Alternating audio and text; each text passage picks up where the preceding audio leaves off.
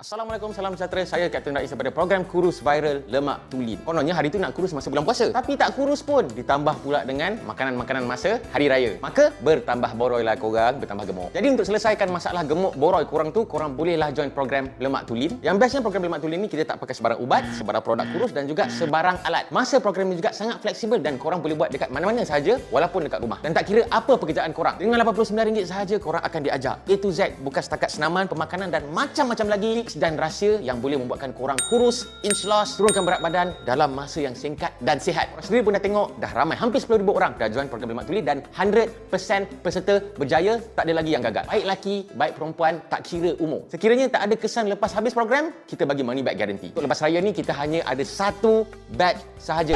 Satu batch sahaja. Slot sangat-sangat terhad, masa yang terhad, jadi tunggu apa lagi? Klik link dekat bawah untuk join program Lemak Tulin. Jangan menyesal.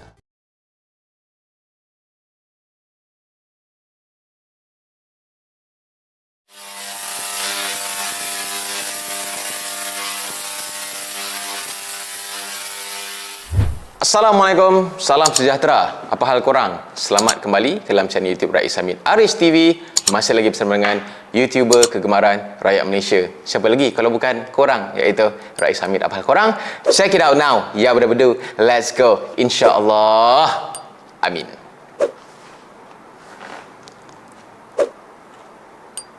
Assalamualaikum, salam sejahtera. Apa hal korang? Selamat kembali ke dalam channel YouTube Rais Hamid Aris TV dan masih lagi bersama dengan YouTuber kegemaran siapa lagi? Korang lah, rakyat Malaysia, Rais Hamid. Apa hal korang? Check it out now. Ya, betul-betul. Let's go. Come on yo. InsyaAllah.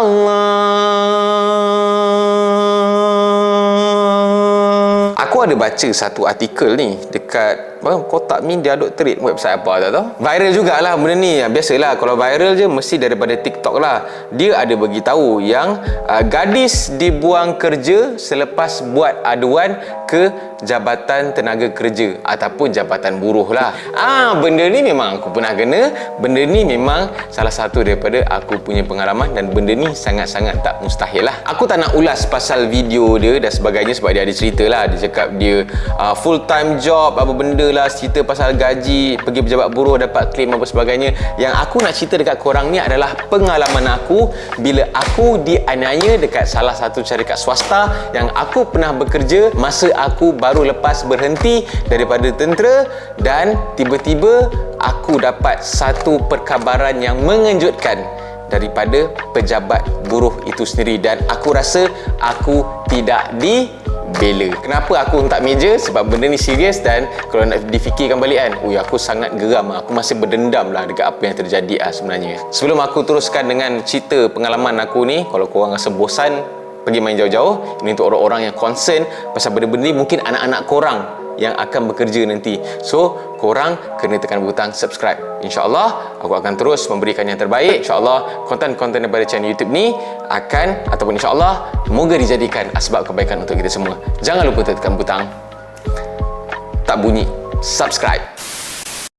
Aku dah kerja dekat syarikat tu lebih kurang dah baru nak masuk setahun. Okey, sebagai security manager. Siapa yang tahu tu tahulah. Jawatan aku dekat dalam syarikat tu adalah sebagai security manager cum bodyguard. Maknanya aku buat dua tugas lah dalam satu masa. Aku ni jenis yang outspoken punya orang. Sebab inilah yang tentera didik aku, inilah prinsip diri aku. Kalau benda tu salah, aku akan cakap terus. Tak kisahlah siapa pun yang aku perlu menghadap, general manager ke, CEO ke, pergi mampus. Yang part aku jadi security manager ni langsung tak ada masalah, tapi bab yang aku jadi bodyguard ni yang memang ada slack sikit. Bos besar syarikat aku ni adalah orang Hong Kong. Kadang-kadang diorang akan turun Malaysia untuk buat lawatan lah dekat dia punya projek-projek, nak monitor dia punya shopping mall, hotel, dan ada juga projek-projek baru yang diorang akan bangunkan. So bila diorang datang dekat Malaysia, kadang-kadang datang dengan anak beranak, cucu, nenek semua datang. Aku dan ada beberapa orang lagi telah dipertanggungjawabkan untuk jadi bodyguard. Nak dipendekkan cerita lah, sepanjang aku jadi bodyguard kepada bos Hong Kong ni, dorang ni, aku tak salahkan dorang sebenarnya, sebab dorang adalah orang Hong Kong. Dorang mungkin tak biasa dengan budaya Malaysia, diorang mungkin tak faham dengan orang kata tanggungjawab sebagai seorang Muslim. Dan orang-orang dekat bawah aku punya bos besar ni, yang manager, general manager, diorang ni tak ada telur. Diorang ni penakut untuk nak brief dekat bos besar ni tentang bodyguard ni yang beragama Islam dan ada kalanya perlu menunaikan tanggungjawab sebagai seorang Muslim, contohnya pergi solat Jumaat ke, puasa ke, ataupun tak boleh minum arak ke dan sebagainya. Ada beberapa kali ketika aku menjalankan tugas sebagai bodyguard kepada orang Hong Kong tu, aku punya hak sebagai orang Islam dicabuli lah. Antaranya aku dipaksa makan dekat restoran tak halal walaupun hidangan yang diberikan tu tak ada babi. Lepas tu aku dipesan oleh aku punya general manager yang orang Malaysia ni, kalau ada apa-apa hal jangan komplain. Kau tak boleh komplain. Kau kena zip mulut kau. Apa-apa keadaan pun, walaupun kau dianiaya pun, kau tak boleh bersuara secara terus dekat bos besar tu. Jadi pada pemahaman aku, kalau aku tak boleh bersuara terus dekat bos besar tu, aku bersuara dekat aku punya GM lah kan. Tapi bila aku bersuara dekat GM aku ni, you kalau you tak boleh, you berhenti kerja sajalah. You jangan demand lah. You kerja sajalah. Kalau macam contohnya makan dekat kedai yang tak halal tu, itu tak ada masalah lagi. Aku tak ada masalah untuk tak makan, untuk nak ikat perut pun. Tapi yang aku bengang sekali bila time aku nak solat. Time aku kerja tu banyak kali jugalah aku ponteng solat Jumaat, solat-solat yang kadang-kadang macam solat Zuhur, solat fardu lah. Aku rasa tak best lah. Okey, sampai bila aku nak kena ponteng aku punya semayang ni. Jadi ada satu masa tu dah sampai aku punya limit, aku macam aku pergi semayang je lah. Time tu aku punya bos, aku kena jaga anak bos tu dia baru sampai dekat hotel dia, so dia nak bersiap-siap untuk nak keluar makan lah. So aku assume maybe lama lah kot dia duduk dalam bilik hotel je. Jadi aku turun dekat hotel tu, dekat bawah cari surau dan aku solat. Tiba-tiba manager hotel tu call aku, bising-bising, dia cakap, you punya bos cari you pergi mana? You kan bodyguard, janganlah pergi mana-mana. Aku pun kelang kabut lah pergi apa semua kan. Jumpa je balik bos aku dengan muka ketatnya. Dia bising, where you go? I told you to wait outside my door. So aku pun cakap lah, I went for my prayer. Lepas tu boleh pula dia sound aku, next time you don't go, simply go anywhere you want, you just stay where you are. Aku macam wah, okey, bukannya aku pergi hilang, aku pergi isap rokok ke, aku pergi lepak minum ke, aku pergi semayang kot. Habis je period aku sebagai bodyguard pada ketika itu, aku balik je, aku report balik dekat GM aku cerita dekat bos aku. I bagi tahu direct dekat bos Hong Kong, I cakap I kena semayang 10 minit. Kenapa dia marah I? You as a GM, patutnya you kena brief lah. Cakap lah bodyguard ni orang Islam, ada masa dia kena semayang. Kau nak tahu apa dia cakap? Tu dulu punya bodyguard tak ada bising-bising pun macam you. Kalau you tak ada masa nak semayang, kalau itu bos tak bagi semayang, you jangan semayang lah. Aku pun terus cakap, okay bos, tak apa. It's okay. Terus aku belah. The next day, ni cerita sampai pejabat buruh ni. Aku terus pergi pejabat buruh untuk buat laporan yang aku dihalang untuk solat. Dan pada ketika itu, sebenarnya akta yang melindungi kebajikan pekerja dari segi agama ni tak digubal lagi. Jadi bila aku buat laporan tu, pegawai dekat pejabat buruh tu dia bagi tahu dorang akan investigate lah benda ni, dan sekiranya benda ni betul terbukti, sebab aku pun ada bukti dan sebagainya, aku ada record voice apa semua kan. So dia cakap bos aku GM tu boleh didenda sehingga RM10,000. Dan ada satu benda yang pegawai Jabatan Buruh ni pesan dekat aku. Dia cakap, kalau you dah buat aduan dekat Jabatan Buruh ni, you kena standby, kena set mental untuk dua perkara ni. Sama ada you boleh dibuang kerja ataupun you akan di-pressure sampai kau resign.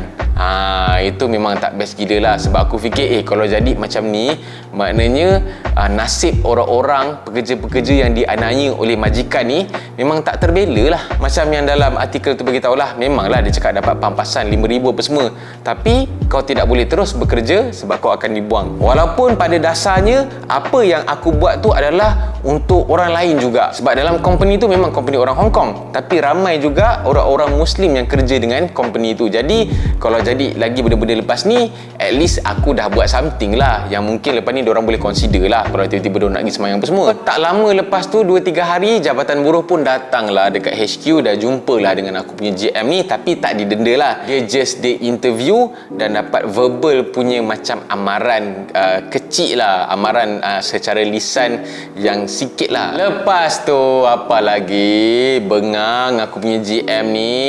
Dia sudah, oh apa you oh you apa ni, ingat apa, I takut kah you pergi tu Jabatan Buruh kah apa kah. So start daripada situ memang aku di pressure kau-kau punya untuk dia nak berhentikan aku lah. Termasuklah bila wife aku mengandung. Pada satu hari tu wife aku emergency sebab contraction. Aku minta balik, tapi dorang tak bagi aku excuse langsung. Jadi wife aku terpaksa pergi naik Grab seorang-seorang pergi check in hospital. Dalam masa aku kena pressure tu, mungkin itulah orang kata ini perancangan Allah, perancangan Allah yang sebaiknya kan. Alhamdulillah aku ni bekas tentera.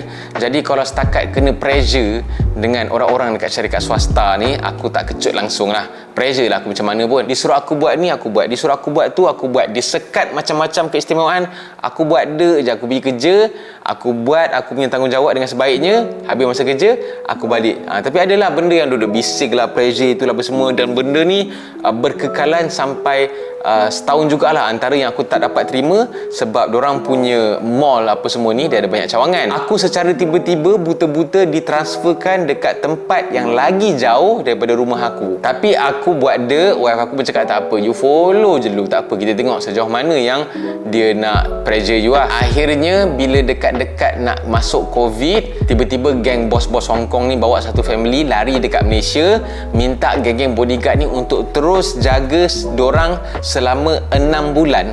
Tak ada rest, tak ada cuti. Time tu wife aku pun baru melahirkan anak. Jadi I have no choice, aku kena berhenti lah. Aku berhenti dengan keadaan mengejut time aku tengah kerja.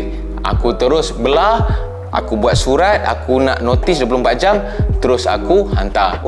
Mengamuk bos-bos Hong Kong ni, bukan mengamuk dekat aku, tapi mengamuk dekat GM tu. Dia marah, kenapa bodyguard ni tiba-tiba je berhenti, apa masalah dia? Tergagap jugalah GM aku tu nak jawab kan, sebab dorang memang tak ada telur nak bagi tahu dekat bos-bos Hong Kong tu keadaan sebenar.